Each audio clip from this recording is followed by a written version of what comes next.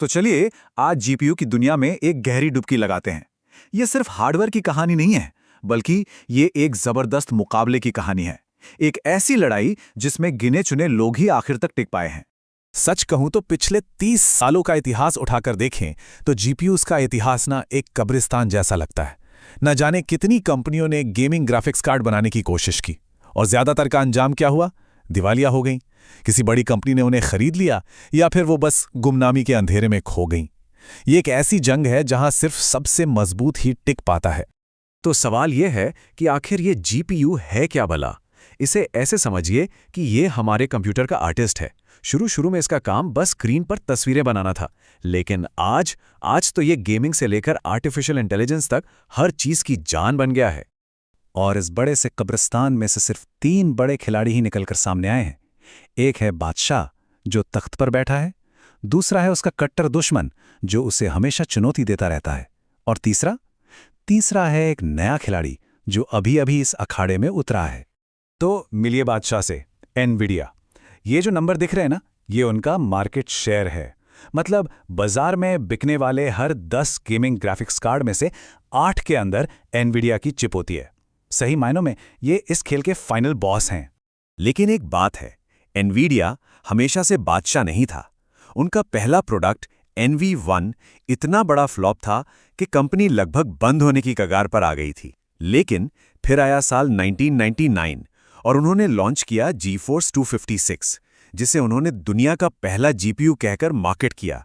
ये सिर्फ एक तेज कार्ड नहीं था, इसने प्रोसेसर की एक पूरी नई कैटेगरी बना दी। और बस वहां से लेकर आज के RTX कार्ड्स तक उन्होंने कभी पीछे मुड़कर नहीं देखा। इन दोनों में फर्क सिर्फ टेक्नोलॉजी का नहीं, सोच का है। एनवीडिया का इकोसिस्टम वो एकदम बंद है। उनकी सबसे अच्छी टेक्नोलॉजी जैसे DLSS और G-Sync सिर्फ और सिर्फ उनके अपने हार्डवेयर पर ही काम करती है। दूसरी तरफ है AMD, जो ओपन सोर्स के रास्ते पर चलता है। उनका FSR या FreeSync किसी भी ब्रांड के हार्डवेयर पर चल सकता है। तो एक तरफ है प्रीमियम एक्सक्लूसिविटी और दूसरी तरफ है खुलापन और वैल्यू। पीसी मार्केट में भले ही एनवीडिया का राज हो, लेकिन AMD के पास एक ऐसा तुरुप का इक्का है जो एनवीडिया के पास नहीं है।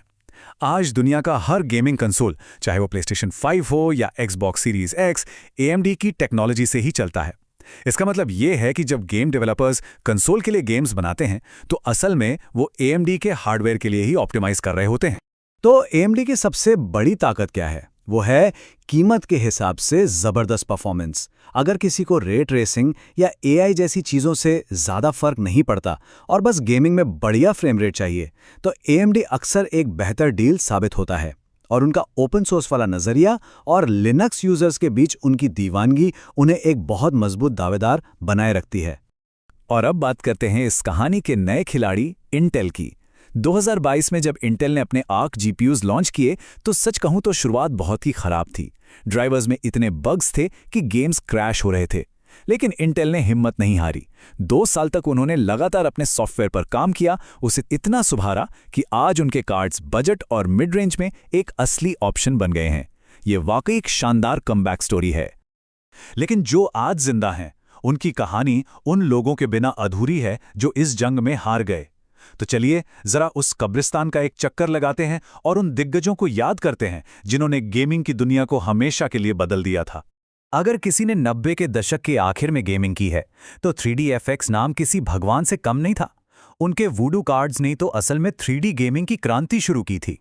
लेकिन कुछ बहुत ही गलत बिजनेस फैसलों की वजह से वो कंपनी जो 3D गेमिंग की पहचान थी, अपने ही सबसे बड़े दुश्मन एनवीडिया के हाथों बिक गई। ये जीपीयू इतिहास की सबसे दुखद कहानियों में से एक है।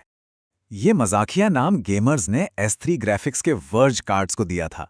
कंपनी ने इसे 3D एक्सेलरेटर कहकर बेचा, पर असल में इस पर 3D गेम्स चलाना कभी-कभी सॉफ्टवेयर पर चलाने से भी ज्यादा धीमा होता था। सोचिए, ये गेम्स को तेज नहीं बल्कि धीमा कर देता था। लिस्ट बहुत लंबी है। मैट्रॉक्स जैसे नाम जो 2D क्वालिटी के राजा थे पर 3D के दौड़ में पीछे रह गए, या फिर पावर VR जो पीसी मार्केट से तो गायब हो गया लेकिन मोबाइल की दुनिया का बादशाह बन बैठा। ये कब्रिस्तान हमें बार बार याद दिलाता है कि इस इंडस्ट्री में टिके रहना कितना कितना मुश्किल है। चलिए अब एक ऐसे पहलू पर बात करते हैं जिसके बारे में बहुत कम लोग जानते हैं, बोर्ड पार्टनर्स। क्योंकि एक बहुत बड़ा कंफ्यूजन है। एनवीडिया और AMD असल में वो ग्राफिक्स कार्ड नहीं बनाते जो हमारे हाथ में आता है। वो लोग सिर्फ जीपीयू चिप डिजाइन करते हैं। मतलब वो सिलिकॉन का छोटा सा टुकड़ा जो पूरा कार्ड हम खरीदते हैं, जिसमें कूलर, पंखे और पीसीबी होता है, उसे एसस, एमएसआई या गीगाबाइट जैसी पार्टनर कंपनियां बनाती हैं। वो चिप लेते हैं और उसके चारों तरफ अपना पूरा हार्डवेयर तैयार करते हैं। इसका मतलब ये हुआ कि एक ही RTX 4070 5 अलग अलग ब्रांड्स का मिल सकता है और हर एक थोड़ा बहुत अलग होगा। किसी की कूलिंग बेहतर होगी, किसी का डिज़ाइन अलग होगा, तो किसी में थोड़ी ज़्यादा स्पीड मिलेगी। ये वो कंपनियां हैं जो असल में वो हथियार बनाती हैं जिन्हें हम अपनी गेमिंग मशीनों में लगाते हैं। लेकिन ये रिश्ता हमेशा अच्छा नहीं रहता। 2022 में गेमर्स की सबसे पसंदीदा कंपनियों में से एक EVGA ने अचानक जीपीयू का बिजनेस ही छोड़ दिया और वजह बताई एनवीडिया के साथ मुश्किल रिश्ते। ये एक बहुत बड़ा झटका था और इसमें दिखाया कि चिप डिजाइनर और कार्ड बनाने वालों के बीच तनाव कितना ज्यादा हो सकता है। तो इतनी सारी कहानी के बाद सबसे बड़ा सवाल ये है, इन सब में से अपने लिए सही जीपीयू कैसे चुनें? चलिए इस उलझन को थोड़ा सुलझाते हैं।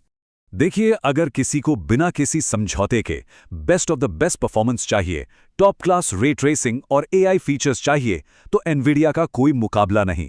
अगर बजट में सबसे ज्यादा गेमिंग परफॉर्मेंस चाहिए तो AMD अक्सर सबसे अच्छा दाव होता है। कम बजट वाली गेमिंग के लिए इंटेल आर्क अब एक बहुत सीरियस दावेदार बन गया है।